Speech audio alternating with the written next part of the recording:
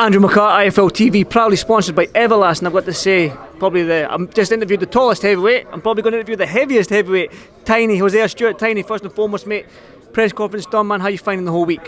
Yeah, I'm finding it good, man. It's a good experience. It's great to be a part of a massive show like this, so just making the most of it, man, having fun with it. Definitely having fun with it, but I'm going to ask you the same question I asked Matty there. All these cameras in your face, you've done them I'm probably your 10th interview you've done today. Quite different setup from the amateur scene and whatnot, so how are you finding all this, all these cameras and microphones in your face? I'm soaking it all up, I plan to be at events like this all the time and headlining them myself eventually, so like I say, just get used to it now. I did mention you're probably the heaviest heavyweight I've interviewed, which is you're up there at 24 stone, but for people that don't know your style or ever seen you box, and they might think 24 stone, can he move and is he heavyweight? How do you describe your style? Old school, like you say, I can move. I work behind my jab a lot, I use a lot of feints, head movement, but as a professional I'm just working on sitting down on my punches and making them feel it, man.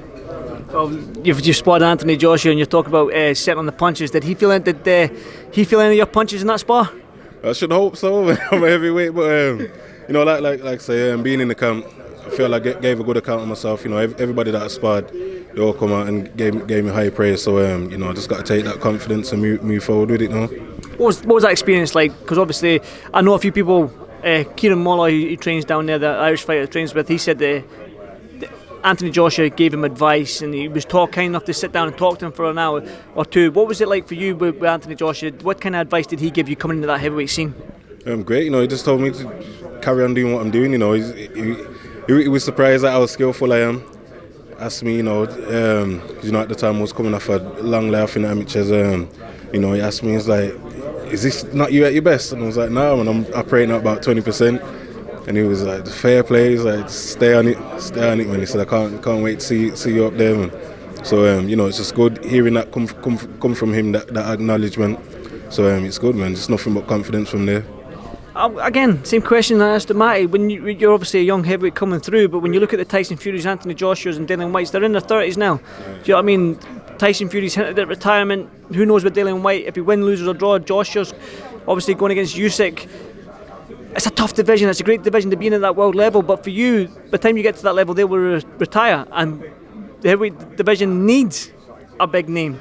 The sport of boxing needs that heavyweight to take the sport on their shoulders and run with it. Can that be you? Yeah, most definitely. Like I say to people, I would not be in this sport if I didn't feel like I could achieve what I set out to do, and that's be at the top. At the top of this pile. I feel like we're coming into another great era of heavyweight boxing. Domestically, the division's on fire. Abroad, there's a lot of big names. I follow all the boxing. I'm a boxing fan, so I know the competition that's out there, and it's exciting, man. So to be a part of that and to be on top of it all, that's the only goal. Got to ask, they call you Tiny, man, but I'm intimidated at interviewing you, brother, man. So why the heck do they call you Tiny? Why have you not got some crazy nickname? Well, that is a crazy nickname, but I mean crazier nickname. They call me the Midlands Monster, but when I went down to the Wasserman headquarters, I had a meeting with Callum and Lisa, and they just said I eclipsed the room when I walked past the window. So they was like, "I like the Midlands Monster, but Tiny fits." I was like, you know what? We'll put it in there, man. So under my t-shirt, it's got the Midlands Monster, and then it's got Tiny written in small writing, man. So I run with that. I like it, to be honest. I really, really do like it. But again, Northeast boxing, like I said again, I love the fans up here. They bring the noise. You're going to fight in front of them on Saturday night. So what can they expect from yourself? A brilliant showcase of boxing. I just want to show my skills, show why I'm going to be up there, and hopefully they see some explosive punching. Listen, if your name goes by at Tiny, I don't think they will, but if you call yourself the Midland Monster, they might just do that. But listen, Tiny, thank you so much for doing this Fightful TV, and no doubt I'll catch you tomorrow at the weigh-in and at fight night. Yeah, man, thanks for having me, man. Appreciate it. Thank you, brother. Cheers. Thank you.